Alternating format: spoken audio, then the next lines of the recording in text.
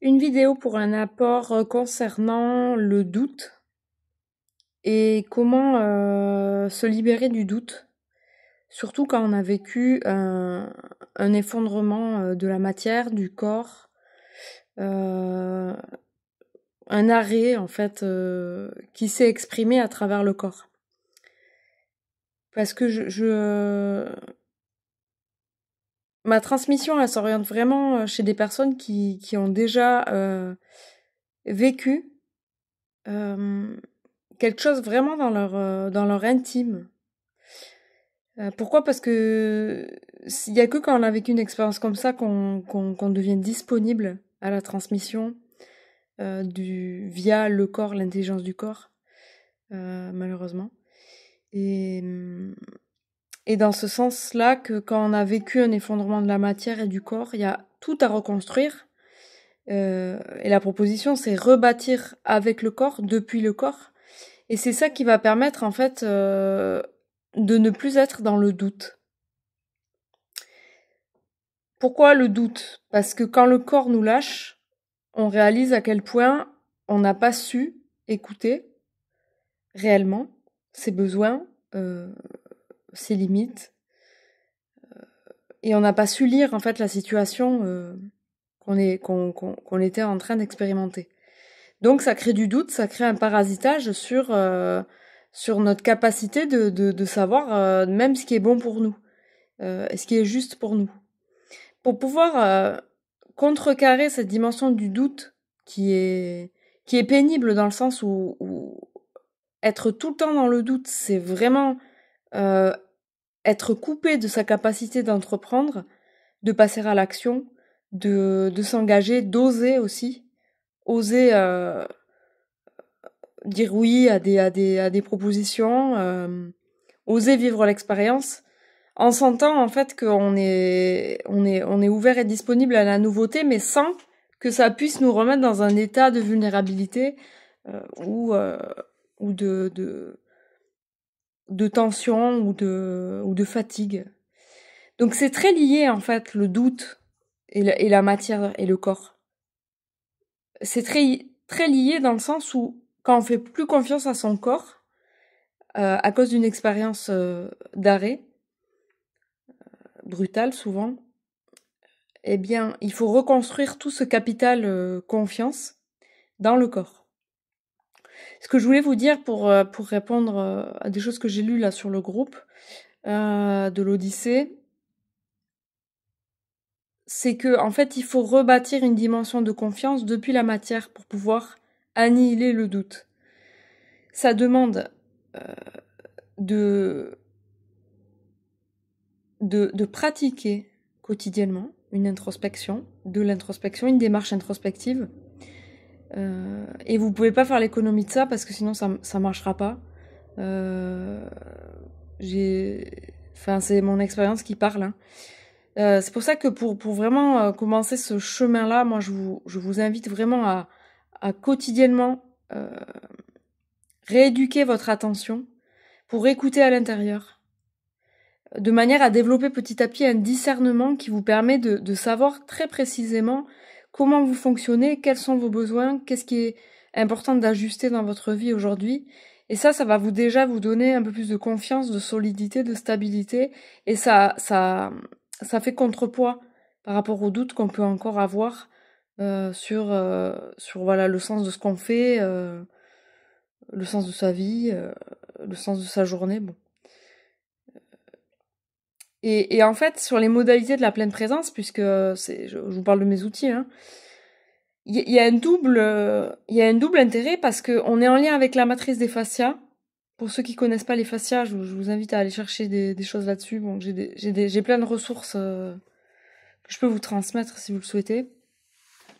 Parce que en fasciathérapie, on parle d'un principe actif qui est le mouvement interne, qui est ce principe de vie qui anime les tissus, les cellules, le corps, les organes, la rythmicité intratissulaire.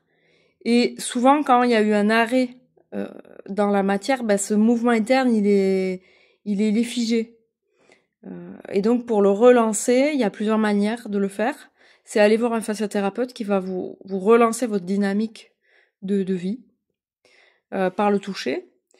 Et il y a aussi des outils qui ont été développés comme la méditation pleine présence et le mouvement sensoriel. C'est vraiment ce que je transmets et ce sur quoi je m'appuie pour construire après la dimension du projet.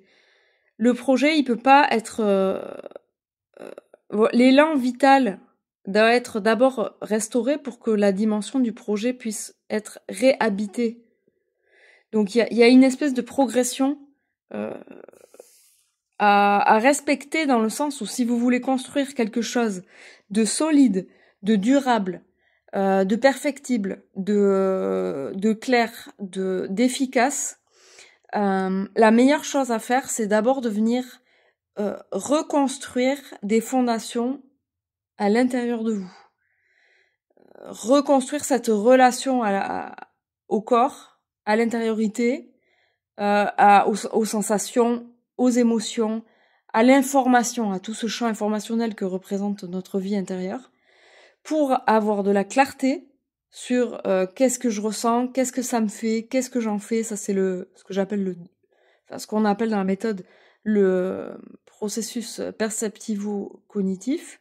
Si vous voulez, je pourrais faire un petit point là-dessus, parce que je m'appuie tout le temps là-dessus, je le dis tout le temps, je répète ça. Ce processus dynamique, il est au cœur de la méthode d'Annie Bois, mais il est aussi au cœur, en fait, du processus que moi j'ai créé autour de l'entrepreneuriat. Donc, il faut un petit peu l'inclure, en fait, dans votre dynamique introspective. Voilà, ça c'est l'étape numéro 1 si vous voulez restaurer vos forces vitales surtout suite à un burn-out, à un arrêt maladie, une dépression, un effondrement, en tout cas qui peut être plus ou moins fort, mais c'est d'abord remobiliser, revitaliser l'intériorité pour que après le projet puisse s'initier de l'intérieur. Le projet, c'est vraiment une entité vivante qui prend son initiation à l'intérieur. C'est pour ça que j'utilise tout ce processus dans l'Odyssée de l'entrepreneuriat, dans une espèce de logique qui fait que d'abord, je me reconnecte à mon intériorité, à ce mouvement interne. Je reconstruis les piliers de ma confiance sur des points d'appui internes et pas externes. Et quand ça c'est reconstruit, je peux sentir qu'il y a un mouvement qui s'initie à l'intérieur de moi et qui commence à habiter mon quotidien, à m'aider à me réguler, à me réajuster dans mon quotidien. Et après de là, je peux réinvestir la sphère du projet, mais pas avant. Pas avant, surtout si vous avez vécu, si vous vivez des difficultés dans votre corps, des douleurs, ça sera difficile de s'attaquer à la dimension du projet, parce que pour se réaliser, il faut quand même des forces, il faut de l'énergie. Il faut de l'énergie, il faut de la créativité, il faut savoir s'organiser, il faut savoir bien se connaître pour bien gérer son temps. Voilà, il y a plusieurs dimensions là-dedans. En tout cas, phase 1, pour annihiler le doute, construire cette qualité relationnelle à l'intérieur de soi, ce que je nomme la capacité à décrire ce que je ressens dans l'instant T, et la capacité à savoir ce que ça me fait dans l'instant T. C'est déjà une première étape pour avoir de la clarté et donc de moins en moins douter de soi.